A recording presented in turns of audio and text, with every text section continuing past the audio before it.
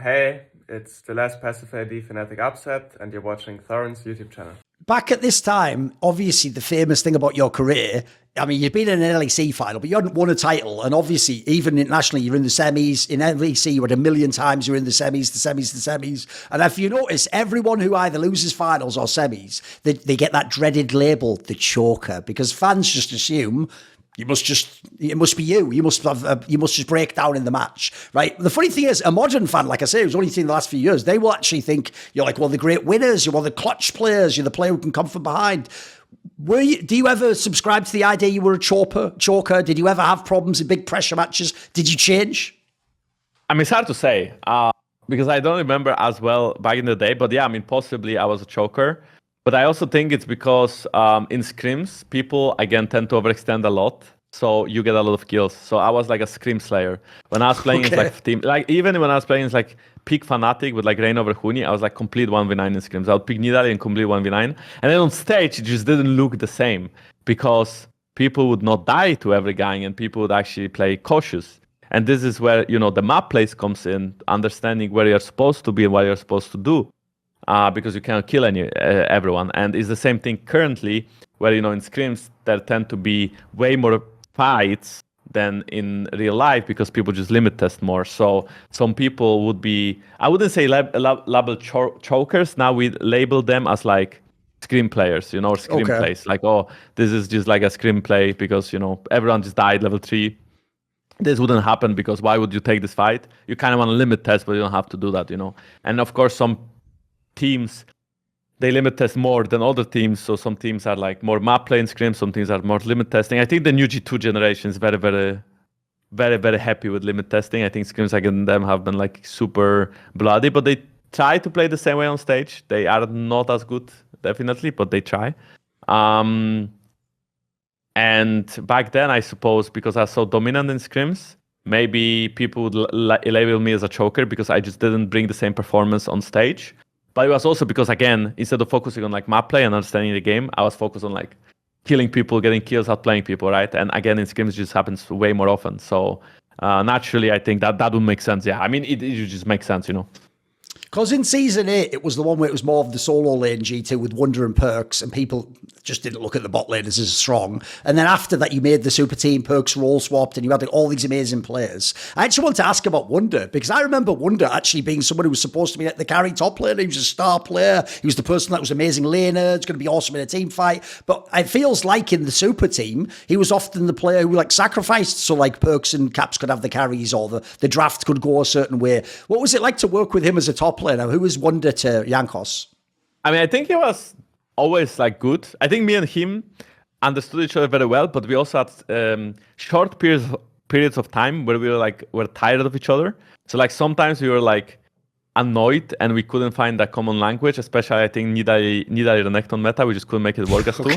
But sometimes we were like really understand each other well and play very well with each other. So I enjoy playing with Wunder a lot. I think he was good at adapting. He could play carries, but he could also play tanks, and he was very communicative. So whenever he would be able to do something on the map, he would like try to calm you down in game. His communication was good, and I think his like game understanding was good.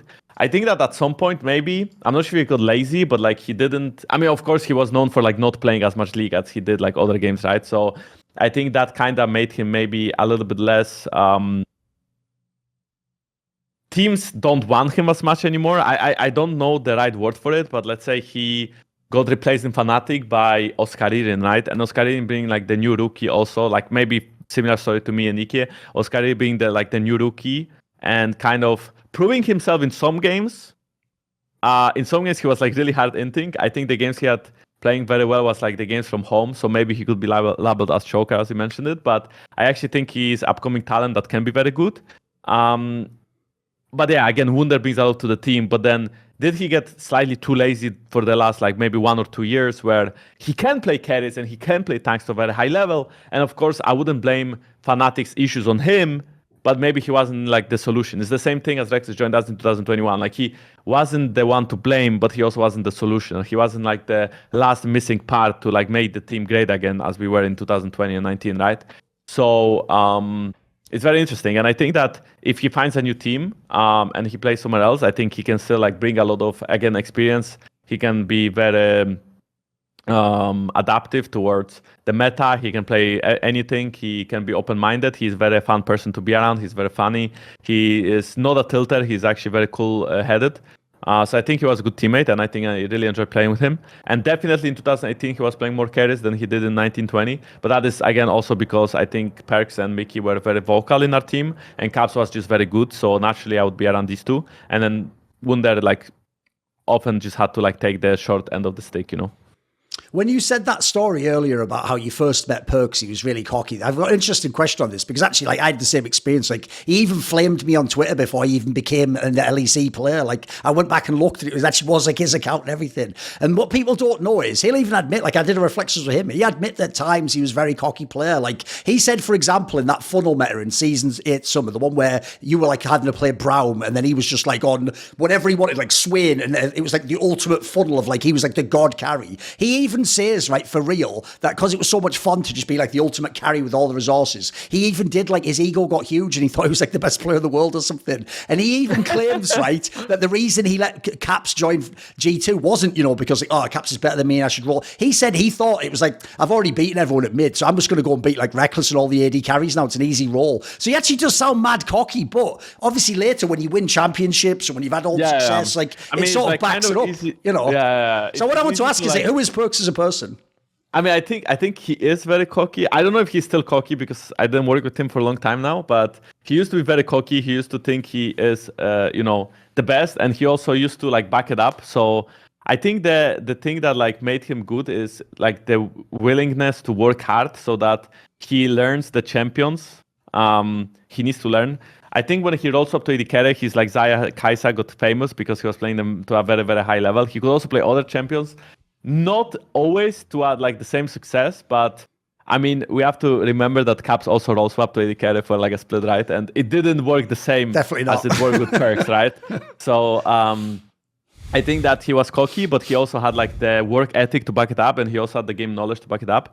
And I think he was like very good mechanically, and that made him play well mid lane, and he had good mid understanding. And even when like Caps and he would like argue with Caps about mid lane when he was playing AD carry because he knew their role so well, right? So they could have discussions about mid lane, and he also understood bot lane from like a mid laner perspective, and that also made him better in a way because he knew when to play for prio and not to play for prio, and what he required of his mid laner, or rather what his mid laner required of him to carry, because I think we played for Caps quite a lot as well. So yeah, I think he was a very cocky person, but if you start your career and you like start winning every split, and then you just like keep on winning for like so many years, and the only years where he didn't win was I think 2018, where he was in like the art generation of G2, where we placed second and we didn't win the final. And then again, 1920, 2 championships. Then he went to Cloud9, he won another championship.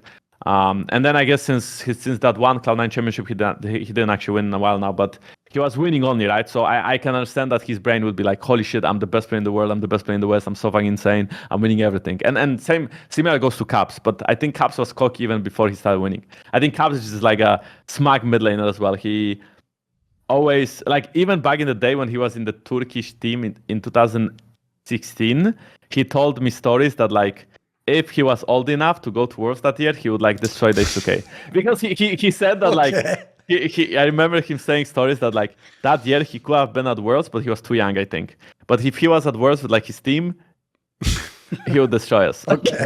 And I don't know why he mentioned specifically H2K. I think it's because, you know, I was there and I was playing with him, so you just wanted to make fun of me. But yeah, he was the smug. He was the smug mid laner too, and he was the very cocky player to like take on anyone, be it Western or Eastern mid laners. He was like the one that like, if you give him resources, if you play around him, he will play to his limits and he will beat them.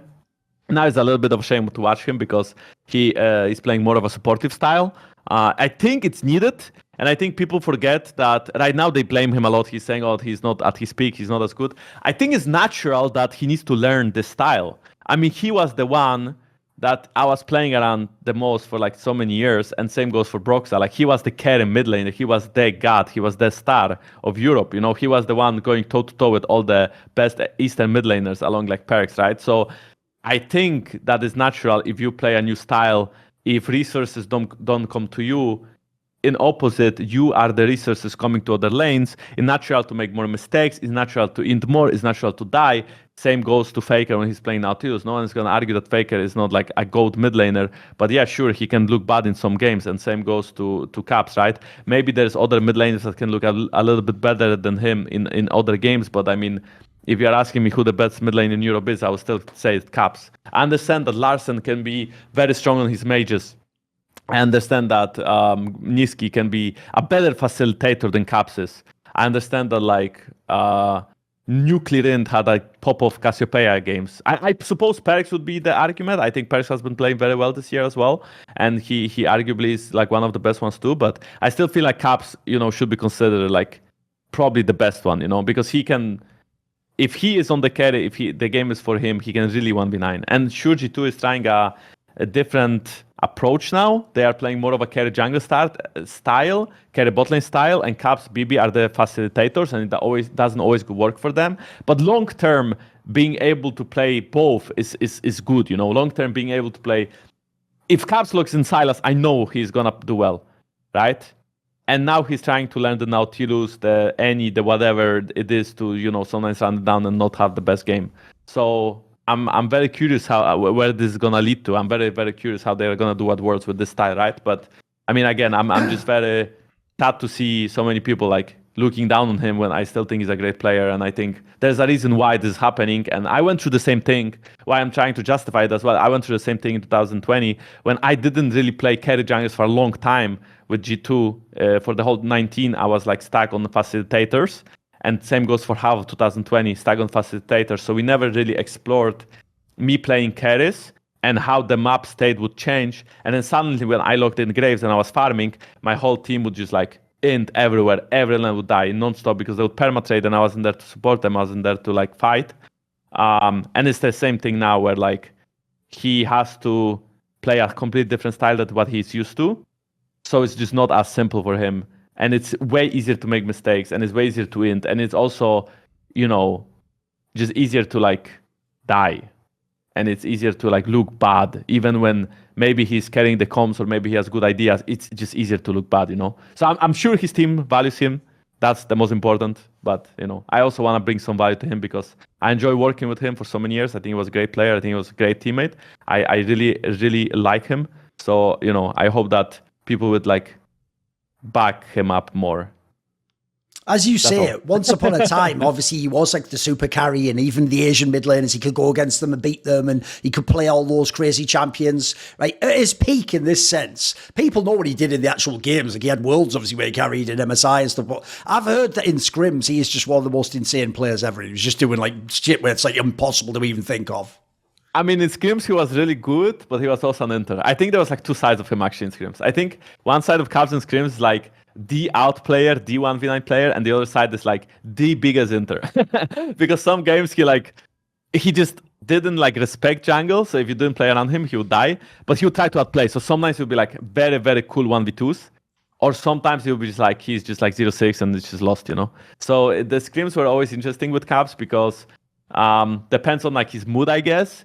He would like play very insane or like not that insane and he would int a lot. But I think it's same in solo queue. If you know Caps from solo queue, if you played in Caps in solo queue across multiple years, different games, sometimes you are like looking at him and he's like such a mechanical beast and he's like outplaying people across the map. And then like the next game, he's going like 0-15 and he's just completely running it down and he just doesn't give a fuck, right? So I think with Caps, it's very, very, like it kind of depends on his mood.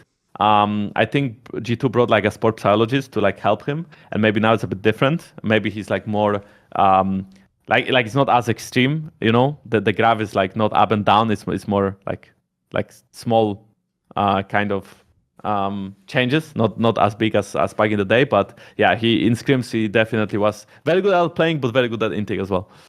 I told that story earlier that the coaches also told me. It was mainly about the Caps, I will say, because obviously, if people don't remember the old school, or if you're not an old school fan, you can't even remember season 9. Basically, sometimes he would just do stuff like really early in the game. He would just walk constantly close to the mid brush, and a jungler could just get a free kill on him, or he would get about to get ganked, and he would just hold his flash and just like cockily like think, oh well, I don't want to blow it now. Like stuff that like basic, even like normal fans would be like, what the hell is he hinting? Like, what I want to ask was this. this. When they said that you were doing a great job covering him and you were like there almost at the right time and stuff, even though he can be amazing and he can carry the whole game, there must be some really frustrating matches too, where it's like you're trying to like help the top player and then he just dies in the middle lane for like, what? You don't even see on the minimap what happened. Like there must be times you're like, what even happened?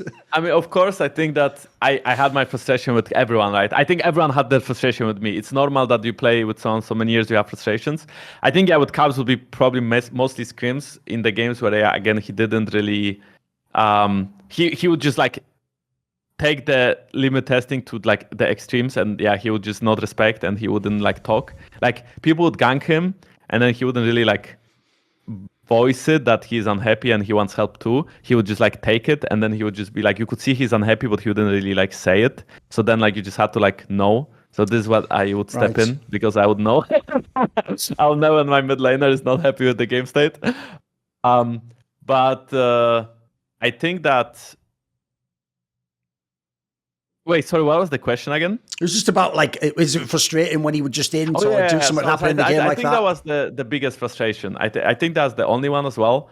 I think the rest was less. The thing is, I'm not a person who holds grudges.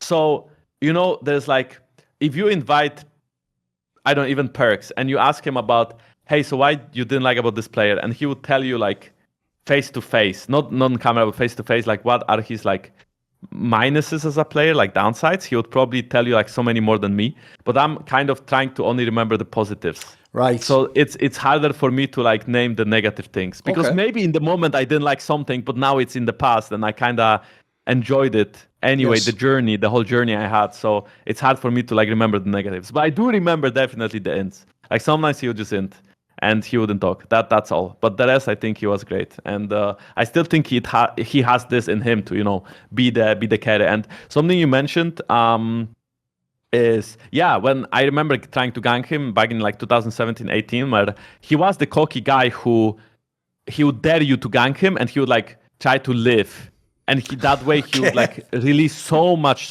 pressure from the map. Because when you think about it, if you get ganked, if jungler is always having to path to one lane because that lane is getting demolished, and you try to help, and then he doesn't die, the whole map gains so much pressure. Like in some matchups even, you are supposed to blow your flash to a jungle gank just to get information on the jungler, just so that your whole game changes. Because as soon as the jungler shows, the whole map just gets released from pressure, everyone can play aggressive, and the jungler can start tracking the jungler. It's so much easier to play, and Perkz was very good at that. Perkz was very good at bringing people to him, not dying, still winning lane, while releasing pressure from the whole map, while like being just complete 1v9. So I think, you know, it's now it's a bit harder, easier to die, I would say. Works a bit differently, but it's a very interesting concept. I think still a lot of players don't have it. I mean, I can even tell you that I worked with players that just like didn't want to die, like they would respect jungle too much because they would be scared of dying. But even if they blow a flash, it's so good for the game. It's like bot lane just gets a 2v2 kill, or we can dive or something. All they have to do is just step forward and be willing to take that risk, you know, and be willing to outplay. But they wouldn't do that because they're just too afraid. They don't want to look bad, you know. It's a good job you say that, because if you say that you put things in the past and you try to think about the negatives, this is an uncomfortable question to ask after you say all those lovely things about caps. Because some of my spies, I mean, people know in the off-season, El Yoyo was supposed to be in this team, actually, not the Yike guy. The deal was almost done. It's going to be like $1 million or something. And I heard behind the scenes, the person who had the biggest say in who they keep, what the lineup of G2 is Caps. He's the main player that still is. No Perkz anymore. Carlos is sort of gone. Wunder's gone. Mickey was gone and then came back. Like, when you found that out, did that not hurt your feelings that like Caps didn't want to play with you, or the team didn't want to play with you? I mean, you were still a great player last year. I mean, I kind of like maybe somewhat accepted that like I'm not part of the roster, because I felt like for me it's like maybe time to move on too, because we didn't like win for so long, and I feel like for me and Caps to play with separate players is good too, to like learn, right? And I mean, we are both learning in like a separate teams, right? He is winning a little bit more than I do, but I mean, you know, we are both learning, so to speak. I don't know who made the decision exactly to kick me out. Could be Caps, could be Dylan, could be management, could be G2 staff. Like it could be anyone. To be honest, I didn't really look into it. Like I don't want to hold a grudge, because I enjoyed working with them. I actually had a lot of fun last year. I had way more fun in 2022 than I had in 2021. Sure, in 2020 and 19 we were winning and we had fun, so it's a different story. But I think last year was really fun. I had so much fun with Flake, Targamas. Even Targamas had like currently has a very bad opinion because of Excel. But I really enjoyed working with Targa, and I know that my manager Romain, he thought that I don't like Targamas, but I actually really like Targamas. And we didn't always find a common language, but it doesn't mean I don't like him, right? So I had fun working with everyone, and I was hard at times last year too. At some point there was a time I lost a lot of confidence because I lost the finals in Malmo, and this is where, like, before Worlds, I lost a lot of confidence in myself because I thought like I'm so good, and then I got proven otherwise, and I was inting a lot in that series, so I got like a reality check, so to speak, and I was like a bit down, and I was like I lost a lot of confidence. But I think overall I had fun, working with all of them. So whose decision was it? I don't mind that much. Like, it's fine, like Rike is proving himself to be probably the next Western GOAT. I think he has been performing insanely well during MSI. I think he has been performing insanely well during Summer Split. Not Summer Split, Spring or Winter. I think Winter more, Spring a bit less. But anyway, actually no, the opposite. I think more in Spring than Winter. But anyway, he's playing very, very well. He has talented people around him. He can grow to be a great player. And I think that change is needed, Like, sometimes you need to change players. And me and Caps worked together for so long, and we didn't really deliver the championship. Plus, we didn't even do that well for the past couple of years. Like 21 and 22, we didn't compete against the Eastern teams. We couldn't even compete against the Western teams in 2021. So I feel like it's the right decision. And I think it's paying off for them. I think that long term that they can be a very, very good team. If they are like the only hope at MSI, right? Like, I didn't really believe in Cloud9 Gold Guys and Mad Lions. The only hope, I was even writing to Mickey in DMs like, bro, beat Mad Lions because there's no hope if they go through. Like, only you can really do something against like the Eastern teams.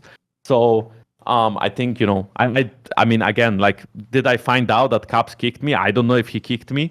I heard something else. I heard that perhaps he actually wanted to leave as well, So I'm not sure, but all I know is that I don't care who did, I still like the people. I still like Dylan. I still like Caps. I still like Rodrigo. I still like Romain. I still like Rav. I still like I cannot.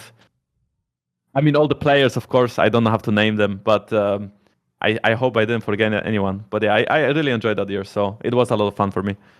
One thing people might not realise about the LEC level is, because it is the top level of European League of Legends, usually if people are going to become champions, it happens within a couple of years. You get on a good team, you have a chance at it, you win. You actually were one of the players who, aside from like your mate Odoamne, who took forever, you took a long time. You had 5 whole years before you won the championship, obviously with the super team in G2. When you won the first one, was the first one significant for you? Did it mean something? Like, for example, if you tell your family, like, hey, I actually won this, does that mean something? I mean, I don't think about it now, but of course, in the moment, being able to lift the trophy was very important. Because in the end, like, just at least once throughout your career, you should lift the trophy. I think now it's like, I don't want to be like, oh, old times were harder and we had it harder, like all the boomers say, right? But like, I think it was a bit harder to win the split like last year and the years before that, because we had only 2 splits. Now there's like 3 splits, and the splits are quite quick. And there's like, I guess since the loser bracket overall is easier, but the loser bracket is there for a long time. But anyway, I think it was like a bit harder when you had like 2 big championships on 2 separate arenas. Now you don't even go to an arena until like the 4th split. So we have actually 4 splits. We have the 3 mini splits where you can be a champion, and we have the 4th big one where you can be a champion, right? And the 4th one, I suppose, is the most important, because you are crowned a champion going to Worlds. So you are the strongest European going to Worlds, at least on paper. So yeah, it was very important. I mean, like, being able to lift a trophy for the first time felt very good. I still remember that the new trophy they made was very, very heavy, so it was hard to lift it. And they were, and I already had like the glimpse of it in 2018 in the final when we didn't win, and then in 2019 finally, back to back, we were able to get some trophies. That was very, very nice. Like you say, obviously, one of the main reasons people, when they've played that long and they haven't won, want to win the first one is like, well, finally did it. Like, but now it's like the joke is that you won so many, you won 5, that like we're not even going to talk about each championship. If you'd won 1, we do a whole like 10 questions about that and what was it like in the matches. You've won too many now. Does it feel surreal to have won that many times? No, I want to win more. I mean, like, it's cool to win a lot, but like, you always want more, and I never won Worlds. I won a Messiah, I suppose. That's kind of cool too, but I never won Worlds, and the Worlds was like the ultimate goal. I think if I were to win Worlds, I'll play retire, actually. Like, thinking about it now. Okay. I mean, actually, I'm not sure, because the perspective is different, because right now, if I were to win Worlds, I would go from like 9th place in EU to be the best, right? So maybe my perspective is different. I always thought if I win Worlds in G2, I would keep competing. Now I'm not sure what I would do, but definitely winning Worlds was like always the dream. I'm not sure if it's going to be possible. I still want to work towards it until I am not a pro player anymore. But yeah, I think winning was important. I think winning a lot was fun. But right now, it's like in the past, right? Like right now, I'm not the best anymore. Right now, I'm in a 9th place team. So it feels really fucking good to be the best at a given moment. It feels like you just won. Like now, you won. 5 minutes ago, you won. I'm the fucking best in Europe. That's it. That feels really good. So I want to taste it again. I mentioned earlier the other player. I mean, he took the longest of everyone ever to win a championship was Odoamne, your old H2K teammate, and obviously got to do it actually against your team. I want to actually ask about him because I feel like he was the ultimate one where they said he was a choker because he just didn't win. So he's had like 8 years or something of people telling him he's a choker, he's not good enough, right? Who was Odoamne? What was he like to work with? I mean, he was. I think he was like very cool-headed as well. I think he didn't really tilt very often, and he tended to be like a decent voice in the team. Like he would communicate a lot as well. I think it was like fun to work with him.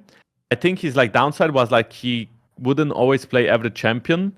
And then I think in Rogue he became more of a weak side player, but he was very, very good at weak side. Like I think by far was the best Western top laner at weak siding last year. I think his weak side was very solid at Worlds. I think BB was like pretty good at weak side too, but not as good actually. I think BB was more of a carry top laner compared to Wunder, not Wunder, sorry, Odoamne. I think Odoamne was like a very smart player, and I think apparently, I don't know, because again it was 8 years ago when I played, no, 7 years ago when I played with him. So I don't know about now, but I only heard that he was also a big factor in like team decisions and in like mid game. Like he was just smart around the map and he was like vocal and he would help the team as well. But that's what I heard. I'm not sure because again I didn't work with him, right? I can't know exactly what happens between all the players across all the teams. It's only rumors between teammates. Yeah. An old school teammate I want to ask about was from your first team, Roccat, was the support player VandeR. Because what's funny is back then, since you were like the ganking jungler and he was trying to be like the fucking good support player with the thresh stuff, I remember saying like, it's like they're like the European Dandy and Matter. And I remember Veggie, the coach of Roccat, told me like, well, no, I literally used to watch all the like games of that team of Matter and Dandy of Samsung White and just try and apply the concepts. So I always wondered like, maybe you two played together for your whole careers. And up until a few years ago, he'd been in the league a long time as well, but he obviously like went to the academy level and he disappeared a bit off out the scene. Is he someone, do you keep in touch with him still? Was he a good teammate? Was he someone you thought you would play with longer?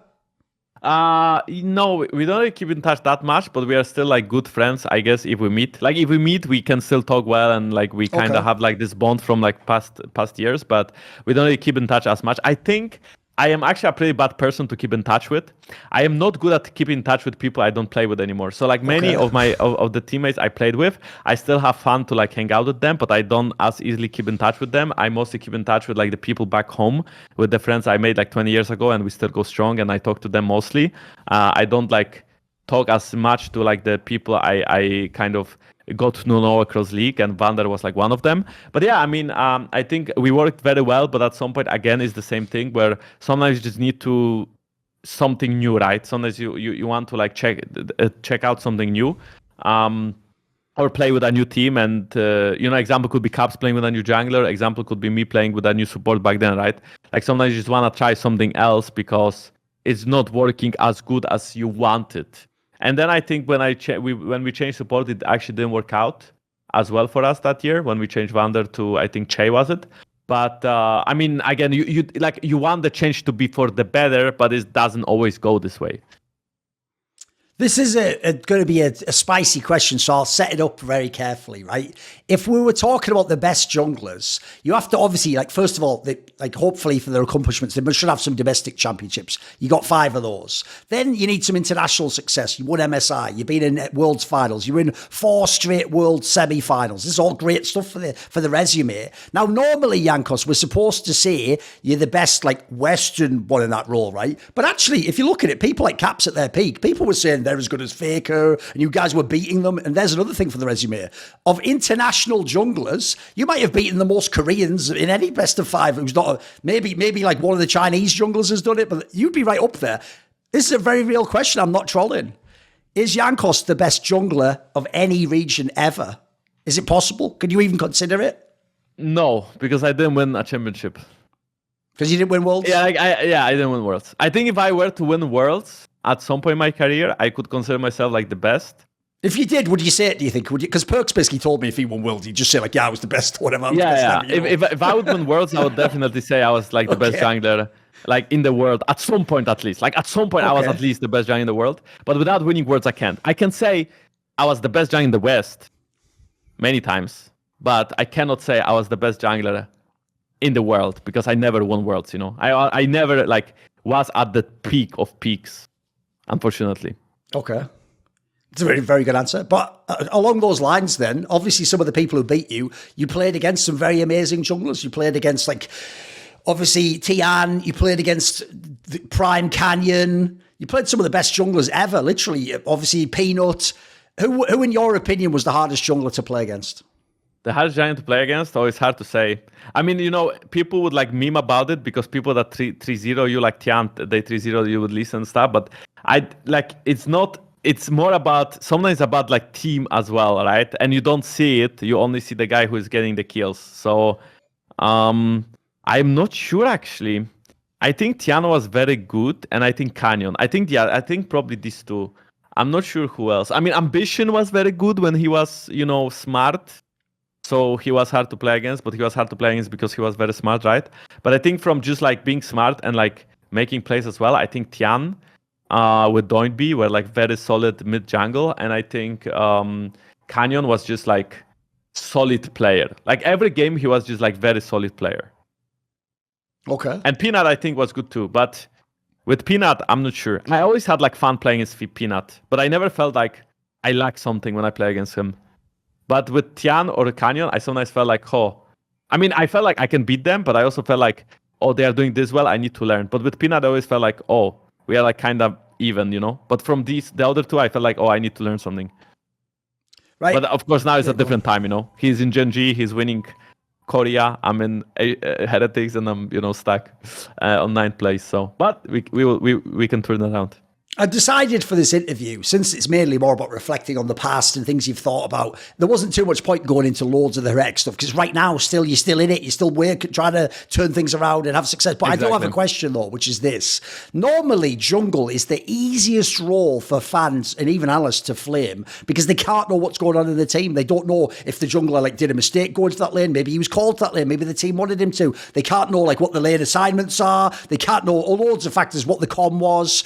And so normally it's usually the role where if you're in the bad team, you'll never be on like an all LEC list if you're in like the 9th team or the 8th team. Like, it's nearly always, if you look at the junglers, it's just whoever's 1, 2 and 3 in the league at the end of the playoffs. They're the all pro, they're the all LCS level people. But I noticed this last split, this spring split of LEC, you are the one who has been the exception to that rule. It's the only time I've ever seen this, because your team did not do very well. In fact, they weren't even very competitive. They didn't even get past the first phase of the split. But all the analysts, all people who are coaches, people on Twitter, everyone seems to agree it might have been one of your best splits ever in a way. You seemed like you played very, very, very well. So can you just give me some thoughts? Like, what was the mindset? Like, essentially, a lot of people, if they were a great player and then they went to a team that didn't do well, maybe they'd even give up, or they'd just blame a teammate, or they'd go, nah, whatever, it's not happening, or it's unfair. It seemed like you kept your mental together a lot. You did everything you could in these games. What would you say about this split in that sense as your individual player? I mean, I think that it's also partially because, again, people maybe undervalued me when I was playing in good teams. So then when I was playing in a bad team, they valued me higher, and then it made me look very strong. But I mean, sure, I played well. I think I played well, but I don't think I played like out of my mind compared to like winter or spring or even last year. I still felt like I was a very solid player, right? So I think the difference was like, I'm not sure if I would name it one of my best splits, and it only lasted 3 weeks as well. So it's so true, such a like short period of time that is not possible to play with me in like a top 3 rank of you junglers, because I was there for 3 weeks. Who knows what will happen, playoffs, blah blah, right? So I mean, again, when I compete, I want to win and I want to be the best, and I really want to make it to Worlds. And you know, we have only a few weeks left right now. I mean, summer split is starting like in a month, right? So we will have if we suck as hard as we did in winter and spring, then we are out, and I'm out of competition until the next year by like July. Like if you suck right now, your year ends in July. You don't qualify to playoffs. You don't qualify to championship split. You're just out in July. It's fucking extreme. It's 5 months. It's like insane. So I really don't want to be there because I'm going to go crazy. I mean, I enjoy streaming. I enjoy my like other part, how I spend free time. I really like playing solo queue on stream, but I want to compete, you know? I really want to stay like relevant, hopefully until Worlds is over, and then have that like 1 month off or 2 months off, right? But it's a hard one, you know? So keeping myself in the game and keeping myself like occupied and trying to like think about how to win and how to be better is what I did mostly, right?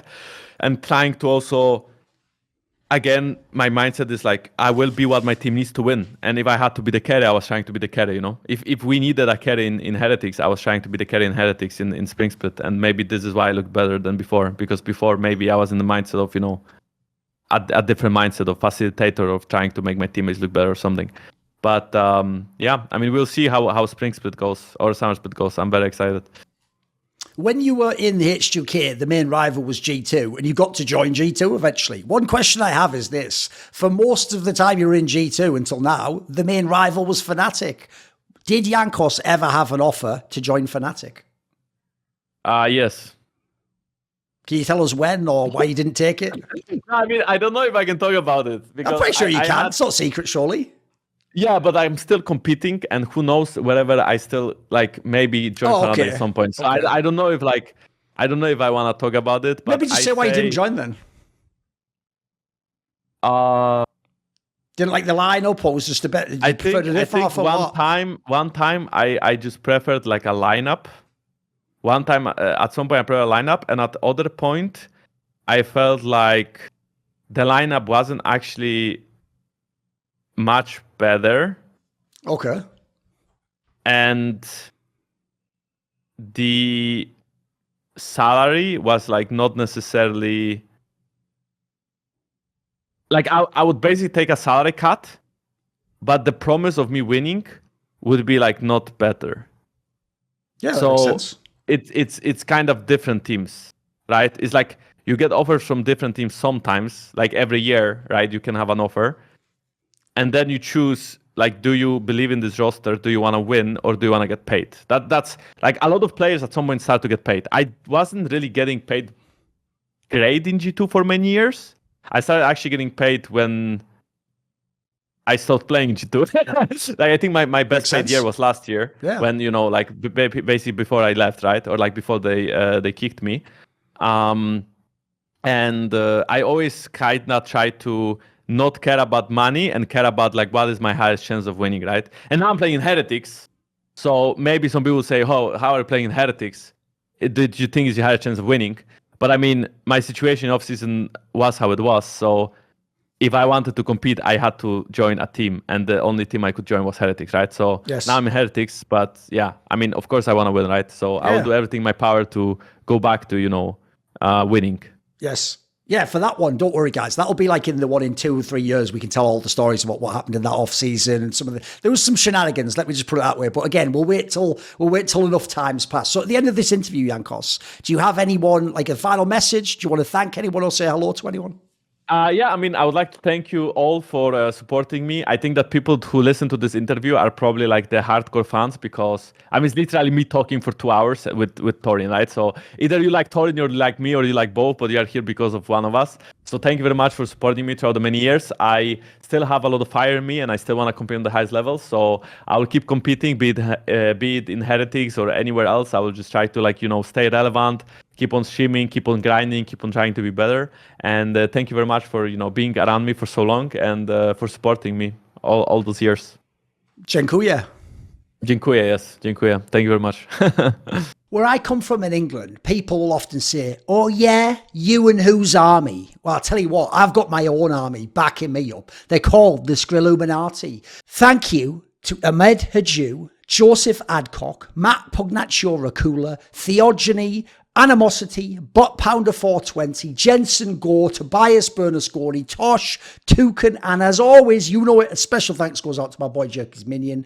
Do you want to suggest a topic or a guest for my content? You want teasers? Find out who's in the upcoming interviews. Do you want to ask me a question in my monthly AMA? Maybe you want to be part of those long discussions where we talk about anything and everything in esports. Well, if so, put your money where your mouth is and enlist today in the Skrilluminati via the Patreon link in the box below.